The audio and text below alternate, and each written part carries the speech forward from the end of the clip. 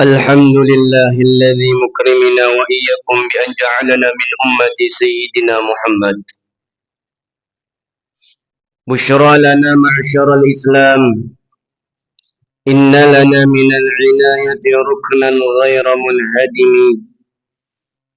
لما دعا الله داعينا لطاعته بأكرم الرسل كنا أكرم الأمم.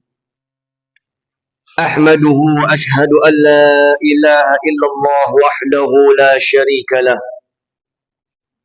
شهادة تعرفنا بأنه سبحانه وتعالى رب السماوات ورب الأرضين ورب العرش العظيم. وأشهد أن سيدنا ونبينا محمدا عبده ورسوله وصفيه وخليله، سيد الأنبياء والمرسلين.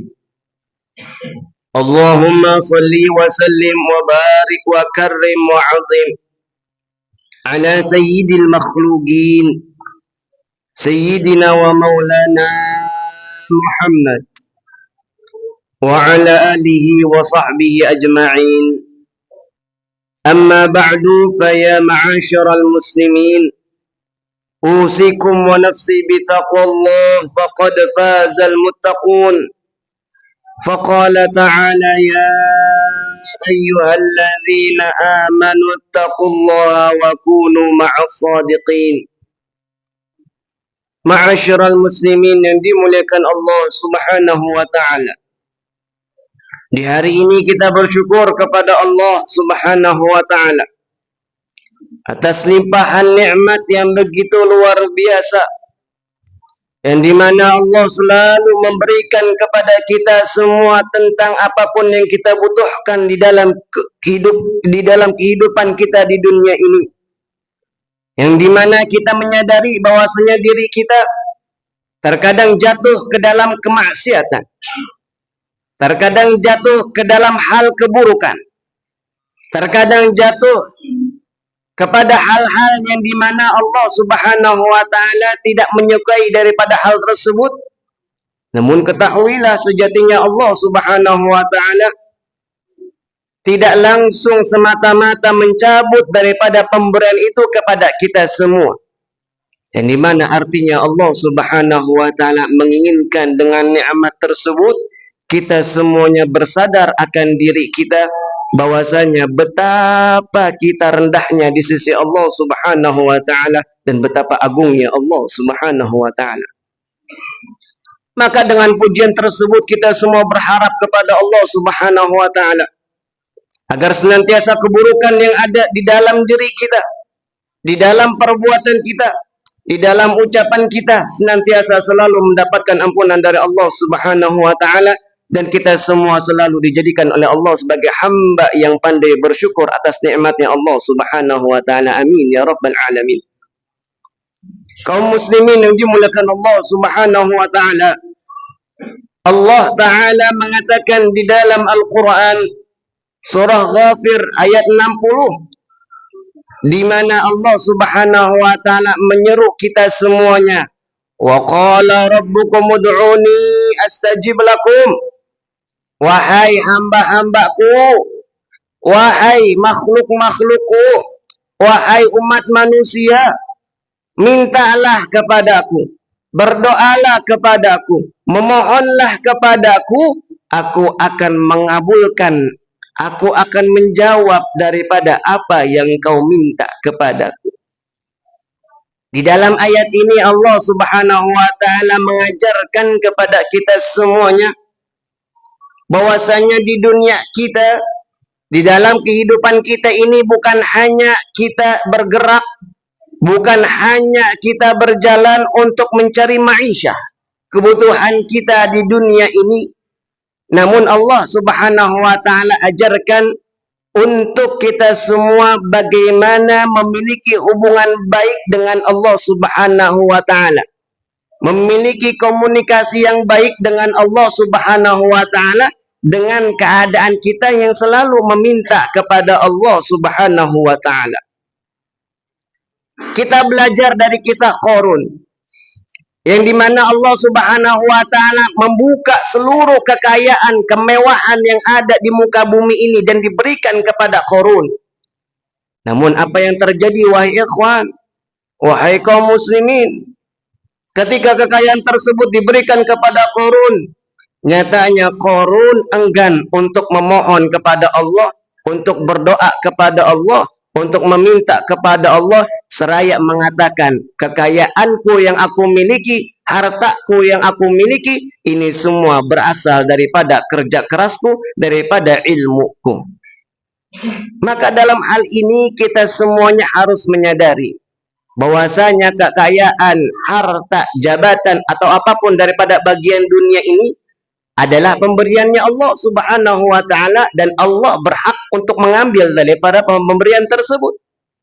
Maka kita selalu diminta oleh Allah untuk memohon, meminta kepada Allah Subhanahu wa ta'ala untuk memperbaiki hubungan kita dengan Allah Subhanahu wa ta'ala, menjalin komunikasi yang baik dengan Allah Subhanahu wa ta'ala, karena sejatinya kita mengetahui bahwasanya dialah yang memiliki segala-galanya.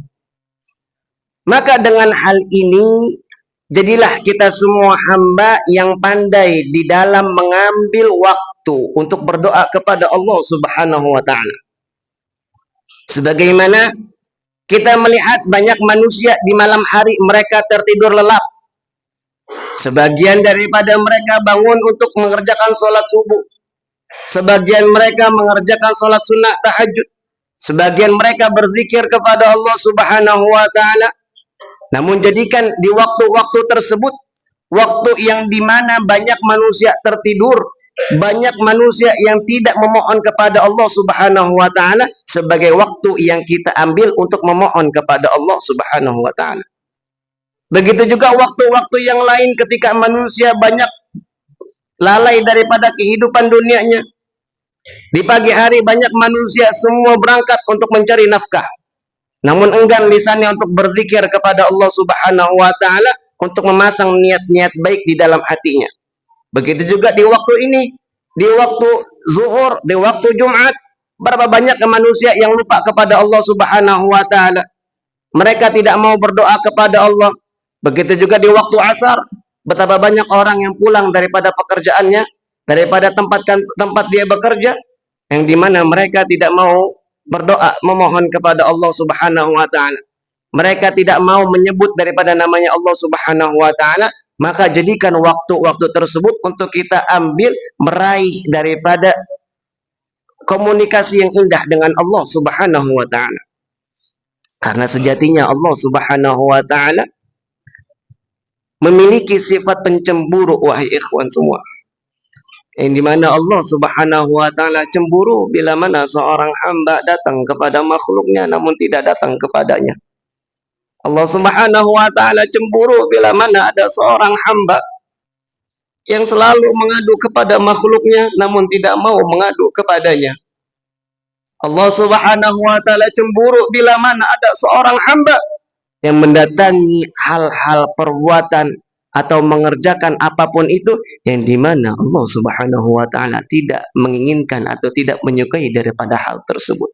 Inilah zatnya Allah Subhanahu wa ta'ala, wa ikhwan. Maka ketahuilah, Allah Subhanahu wa ta'ala menunggu kedatangan kita. Allah tidak memperdulikan betapa banyaknya dosa kita. Allah tidak memperdulikan siapa kita. Allah tidak memperdulikan berapa banyak harta yang kita miliki. Allah tidak memperdulikan tentang jabatan yang kita miliki. La. Namun Allah Subhanahu wa ta'ala menginginkan untuk kita selalu datang kepada Allah Subhanahu wa ta'ala. Ma'asyiral muslimin yang dimuliakan Allah Subhanahu wa ta'ala. Ketika seseorang berdoa kepada Allah Subhanahu wa ta'ala, memohon kepada Allah Subhanahu wa ta'ala, ketahuilah ketika kalian berdoa, ketika kalian memohon, di situ tanda bahwasanya Allah masih menginginkan kebaikan di dalam diri kita semua. Dan hati-hati bila mana kita sehari-hari kita di dalam waktu kita semua, tangan kita diharamkan oleh Allah Subhanahu wa ta'ala untuk meminta kepada Allah, untuk tidak lagi menangis mengemis kepada Allah Subhanahu wa ta'ala. Ketahuilah, hal tersebut adalah tanda bahwasanya Allah Subhanahu wa taala telah mengusir kita semua dari pintunya Allah Subhanahu wa taala. Na'udzubillah, summa na'udzubillah. Dan tidaklah seorang daripada hambanya Allah Subhanahu wa taala dia berdoa kepada Allah Subhanahu wa taala yang dimana ketika dia berdoa dia tidak dalam keadaan berdosa, tidak dalam keadaan bermaksiat kepada Allah Subhanahu wa taala, dan tidak dalam keadaan memutus silaturahim terhadap saudara-saudaranya, maka orang tersebut akan mendapatkan istijabahnya doa dari Allah Subhanahu wa taala. Dan ketika seorang berdoa kepada Allah Subhanahu wa taala, maka orang tersebut akan mendapatkan 3 hal daripada janjinya Allah Subhanahu wa taala, yang dimana tadi Allah Subhanahu wa taala telah memerintahkan kita untuk berdoa, untuk memohon kepada Allah Subhanahu wa taala. Yang pertama, janjinya Allah Subhanahu wa taala adalah dijadikan daripada permohonan kita tersebut Allah berikan langsung di dalam kehidupan kita di dunia. Itu yang pertama.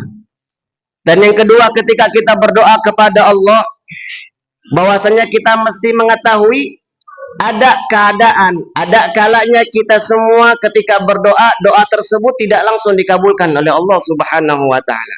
Maka yang kedua yang diberikan oleh Allah Subhanahu wa taala kepada kita semua, Allah jadikan doa tersebut sebagai simpanan kita untuk kita kembali kepada Allah Subhanahu wa taala, dan kelak ketika kita di akhirat dibangkitkan oleh Allah, kita mengetahui ada pahala yang begitu besar yang Allah simpan untuk kita, yang dimana pahala tersebut adalah sebab daripada doa-doa kita yang ketika kita hidup di dunia belum diistijabah oleh Allah Subhanahu wa taala. Luar biasanya Allah Subhanahu wa taala. Dan jawaban yang ketiga dari Allah Subhanahu wa taala ketika seorang hamba meminta, mengemis kepada Allah Subhanahu wa taala, Allah Subhanahu wa taala jadikan daripada doanya tersebut bukan daripada hal yang dia minta, namun Allah jadikan sebab dia berdoa, sebab dia bermohon kepada Allah Subhanahu wa taala, Allah jauhkan, Allah hindarkan dirinya daripada berbagai macam musibah yang seharusnya pada saat itu, pada waktu itu tercatat di dalam catatannya Allah Subhanahu wa taala, orang tersebut mendapatkan musibah dari Allah Subhanahu wa taala. Kaum muslimin yang dimuliakan Allah Subhanahu wa taala, ketika kita berdoa kepada Allah, namun Allah Subhanahu wa taala belum mengabulkan daripada apa yang kita minta, belum memberikan apa yang kita mohonkan kepadanya, maka ketahuilah, sadarkan diri kita, kabarkan kepada diri kita bahwasanya Allah Subhanahu wa taala memberikan sesuatu yang kita minta bukan kepada waktu yang kita inginkan, namun kepada waktu yang Allah Subhanahu wa taala tentukan. Dan Allah Subhanahu wa taala memberikan kepada kita semua bukan terhadap apa yang kita inginkan, namun terhadap apa yang Allah inginkan, karena Allah lebih mengetahui apapun yang akan terjadi daripada keadaan kita semua. Kaum muslimin yang dimuliakan Allah Subhanahu wa taala, kita selalu menyadari betapa seringnya kita berdoa kepada Allah, kita memohon kepada Allah Subhanahu wa taala, namun terkadang lama sekali kita menunggu daripada jawaban dari Allah Subhanahu wa taala. Maka dikisahkan dahulu Nabi kita Muhammad sallallahu alaihi wa alihi wa sahbihi wasallam, ketika perang Khandaq, beliau bermunajat kepada Allah Subhanahu wa taala. Beliau memohon, mengemis, meminta kepada Allah Subhanahu wa taala untuk diberikan pertolongan untuk kaum muslimin. Yang dimana ketika itu Rasulullah berdoa di hari Senin, wahai ikhwah. Dan selama 3 hari sampai hari Rabu lamanya, barulah Allah Subhanahu wa taala mengkabulkan daripada permintaannya Rasulullah. Dan ketahuilah, yang minta saat itu adalah kekasihnya Allah, adalah Nabi kita Muhammad sallallahu alaihi wa alihi wasallam. Bagaimana dengan keadaan kita? Bagaimana dengan kita? Dan siapa kita di sisi Allah Subhanahu wa taala? Yang dimana hal tersebut diajarkan oleh Allah Subhanahu wa taala. Selalu ketika kita minta kepada Allah Subhanahu wa taala, agar tidak berputus asa kepada Allah Subhanahu wa taala, dan jangan sampai kita mengatakan bahwasanya Allah adalah Tuhan yang tidak adil, Allah Tuhan yang pelit, Allah Tuhan yang jahat, Allah Tuhan yang begini dan begitu, seakan-akan kita menilai keburukannya Allah Subhanahu wa taala tanpa menyadari bahwasanya seluruh bagian anggota tubuh kita, seluruh nikmat dari kita lahir sampai kita tiada adalah pemberiannya Allah Subhanahu wa taala yang tanpa kita minta kepada Allah Subhanahu wa taala. Masyiral muslimin yang dimuliakan Allah Subhanahu wa taala, maka kita minta kepada Allah dengan keberkahan hari Jumat ini agar senantiasa kita semuanya selalu menjadi hamba yang pandai berdoa kepada Allah, hamba yang selalu bermunajat kepada Allah Subhanahu wa taala, hamba yang selalu menundukkan hatinya kepada Allah Subhanahu wa taala. Amin ya rabbal alamin. A'udzu billahi minasyaitonir rajim. Bismillahirrahmanirrahim. Wal 'ashr innal insana lafi khusr إلا الذين آمنوا وتواصوا بالحق وتواصوا بالصبر. بارك الله لي ولكم في القرآن الكريم، ونفعني وإياكم بما فيه من الآيات والذكر الحكيم، وأستغفر الله العظيم لي ولكم ولسائر المسلمين فاستغفروه إنه هو الغفور الرحيم.